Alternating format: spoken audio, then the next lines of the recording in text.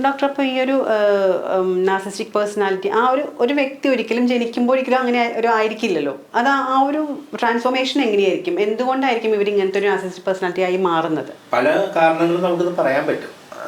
എപ്പോഴും ഒന്ന് ആലോചിച്ച് നോക്കുക, ഒരു പേഴ്സണാലിറ്റി രൂപപ്പെടുന്നത് കുട്ടിക്കാലത്താണ്. കുറച്ചുകൂടി ഇത് പറഞ്ഞു കഴിഞ്ഞാൽ നമ്മൾ 0 to 7 years വരെയുള്ള കാലഘട്ടങ്ങളിൽ, 7 വയസ്സ് വരെയുള്ള കാലഘട്ടങ്ങളിൽ ആ കുട്ടിയുടെ ജീവിതത്തിൽ എന്തെല്ലാം കാര്യങ്ങൾ നടന്നിട്ടുണ്ടോ അതായിരിക്കും പലപ്പോഴും ആ വ്യക്തിയുടെ പേഴ്സണാലിറ്റി ആയിട്ട് തന്നെ രൂപാന്തരം വരുന്നത്. അപ്പോൾ ചില കുടുംബ സാഹചര്യങ്ങളിൽ ചിലപ്പോൾ അവരുടെ ഫാമിലി ബാക്ക്ഗ്രൗണ്ട് അങ്ങനെ ആയതുകൊണ്ട് ഈ കുട്ടിക്ക് ഒട്ടും പ്രാധാന്യം കിട്ടാതിരിക്കുക, അതൊരു കാരണമാകാം. അപ്പോൾ എനിക്ക് പ്രാധാന്യം വേണമെന്ന് ആഗ്രഹിക്കും. ചിലതിനകത്ത് ചിലപ്പോൾ ഇതുപോലെ എന്തെങ്കിലും ഈ ട്രോമാറ്റിക് സിറ്റുവേഷൻസ് ഉണ്ടായിട്ടുണ്ടെങ്കിൽ അതൊരു കാരണമാകാം. വേറൊന്ന്, പ്രാധാന്യം കൂടിയാലും പ്രശ്നമാണ്. അതായത് കുട്ടിയായിരിക്കുന്ന കാലം തൊട്ടേ സെൽഫ് ഇമ്പോർട്ടൻസ് കിട്ടുന്ന രീതിയിൽ കുട്ടിയെ വളർത്തിയാലോ. ഇപ്പോൾ ഒരു കുട്ടി ജനിച്ചു, ആ വീട്ടിൽ അല്ലെങ്കിൽ അവരുടെ റിലേറ്റീവ്സുമായിട്ട് ബന്ധപ്പെട്ട ആർക്കും വേറെ കുട്ടികളൊന്നുമില്ല, കുറച്ച് സ്മാർട്ടാണ്, കുറച്ച് ബുദ്ധി കൂടുതലാണ്, അല്ലെങ്കിൽ കാര്യങ്ങളൊക്കെ വളരെ എഫിഷ്യൻ്റായിട്ട് ചെയ്യുന്നു, സ്വാഭാവികമായിട്ട് ആ കുട്ടി ഇവർ ചെയ്തുകൊണ്ടേയിരിക്കും, ബൂസ്റ്റ് ചെയ്തുകൊണ്ടേയിരിക്കും. അപ്പോൾ ആ കുട്ടിക്കാലം മുതലേ എനിക്ക് എന്ത് കിട്ടിക്കൊണ്ടിരിക്കുകയാണ്, അപ്പോൾ സ്വാഭാവികമായിട്ട് അത് നിലനിർത്താനായിട്ടുള്ള ഒരു പേഴ്സണാലിറ്റി ആ കുട്ടി പോലും അറിയാതെ ചിലപ്പോൾ ആ വ്യക്തിയിൽ എന്ത് ചെയ്യാം, രൂപം പ്രാപിക്കാനായിട്ട് സാധ്യതയുണ്ട്. അങ്ങനെ ഒരു സാധ്യതയുണ്ട്. അപ്പം നമ്മൾ തള്ളിക്കളഞ്ഞാലും ഓവർ ഇമ്പോർട്ടൻസ് കൊടുത്താലും എല്ലാം ഇത്തരത്തിലൊരു ഇതിലേക്ക് പോവാം ഒരു പക്ഷേ, അല്ലേ?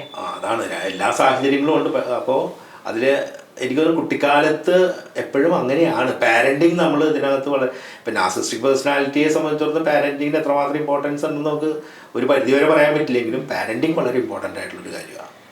എപ്പോഴും പാരൻസ് നമ്മളെ പാരൻറ്റിങ് ആരും പഠിപ്പിച്ചിട്ടില്ല. നമ്മളുടെ അച്ഛനും അമ്മയ്ക്ക് തുല്യമായിട്ടുള്ള ആൾക്കാർ ചുറ്റും എന്തൊക്കെയാണോ ചെയ്തിരിക്കുന്നത് അത് നമ്മൾ അറിഞ്ഞോ അറിയാതെയൊക്കെ നമ്മൾ എന്ത് ചെയ്യുന്നുണ്ട്, അത് അതുപോലെ തന്നെ അഡോപ്റ്റ് ചെയ്ത് അതുപോലെ തന്നെ കോപ്പി ചെയ്തിട്ട് അതുപോലെ തന്നെ നമ്മളുടെ കുട്ടികളിലേക്ക് കൊടുത്തുകൊണ്ടിരിക്കുക. അപ്പോൾ അതിലെത്രമാത്രം ശരിയുണ്ടെന്ന് ഒരിക്കലും നമ്മൾ ചിന്തിക്കാറില്ല. അപ്പോൾ പാരൻറ്റിങ്ങിൽ ഒരു പരിധി വരെ എന്തും കൂടിക്കഴിഞ്ഞാൽ അപകടമല്ലേ.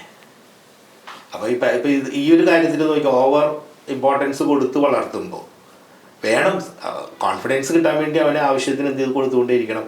നമ്മൾ ട്രാൻസാക്ഷൻ അനാലിസിസ് സ്ട്രോക്ക് എന്ന് പറയും, അപ്രീസിയേഷൻ കൊടുത്തുകൊണ്ടേയിരിക്കണം.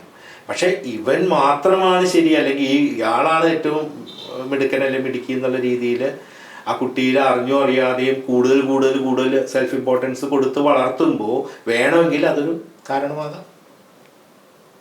അപ്പോൾ എല്ലാവരും അങ്ങനെ വരണമെന്നല്ല, നിർബന്ധമില്ല. അതിപ്പോൾ പറയില്ല, മദ്യം കഴിക്കുന്ന അത് മുഴുക്കുടിയനായിട്ടുള്ള ഒരു അച്ഛൻ്റെ ഇരട്ട കുട്ടികൾ, അതിലൊരാൾ മദ്യപാന പ്രസ്ഥാനത്തിൻ്റെ എന്താ പറയുക വിരുദ്ധ പ്രസ്ഥാനത്തിൻ്റെ നേതാവായിട്ടും മറ്റേ ആൾ അച്ഛനേക്കാളും വലിയ കുടിയനായിട്ടും മദ്യപാനിയായിട്ട് മാറാം. അപ്പം അത് നമുക്ക് പറയാൻ പറ്റില്ല. കുറേ ജനറ്റിക്കലായിട്ടുള്ളത് ഉണ്ടാവും, എൻവയറമെൻ്റൽ ഫാക്ടേഴ്സ് ഉണ്ടാവും, പിന്നെ അച്ഛനും അമ്മയിൽ നിന്ന് ചുറ്റുമുള്ള കാര്യങ്ങൾ കിട്ടുമ്പോൾ ഈ കുട്ടി എത്രമാത്രം ഏതാണ് ഉള്ളിലേക്ക് അവൻ എങ്ങനെ ഗ്രാസ്പ് ചെയ്യുന്നു എന്നുള്ളത് കൂടി ആശ്രയിച്ചിരിക്കുന്നുണ്ട്.